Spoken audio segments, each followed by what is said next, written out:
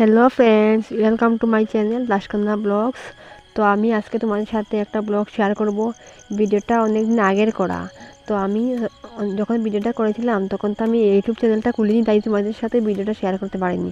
তো যখন আমি ইউটিউব চ্যানেলটা খুললাম, তো আজকে তোমাদের কথা আমার মনে পড়লো যে ভিডিওটা আমি আজকে শেয়ার করি তোমাদের সাথে।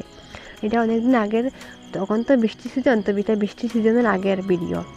তো আমি আমাদের বাড়িতে আমার বাবা সবজি লাগা নাকি, তো ওখানে সবজি বিছড়াতে গিয়েছিলাম। আমি সবজি খেতে গিয়ে আমাদের সবজি ক্ষেতটা দেখলাম, তো ভিডিওটা করলাম।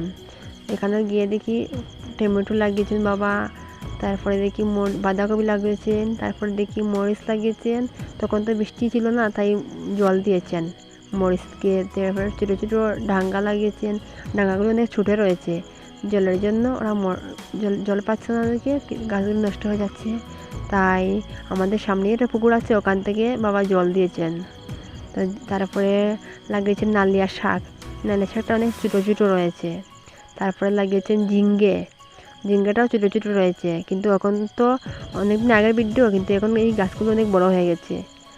তারপরে আছে আমাদের তারপরে শিমগুলো গাছের মধ্যে দেখো কি সুন্দরভাবে জুড়ে রয়েছে। তারপর আমাদের পুকুরেও জলটা কম ছিল তখন, এখন তো বৃষ্টি হচ্ছে, এখন জলে পুরো পরিপূর্ণ হয়ে গেছে। তখন কম ছিল, তাও অনেক জল ছিল। তারপরে আমি সবজি ক্ষেত থেকে কতগুলো সবজি পাড়লাম। দেখো বন্ধুরা, আমার সবজি পাড়তে খুব ভালো লাগে সত্যি কথা বলতে। তো আমি তো তেমন একটা বেশি যাই না, যখন গিয়েছিলাম তখন ভিডিওটা করেছিলাম।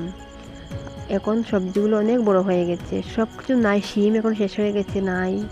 বাঁধাকপি শেষ হয়ে গেছে, টমেটো শেষ হয়ে গেছে, মরিচ আছে, ডাঙ্গাগুলো আছে। তোমাদের সাথে আরও দিন কালকে যদি যাই তাহলে ভিডিও করে তোমাদের সাথে দেখাবো। তো আজকে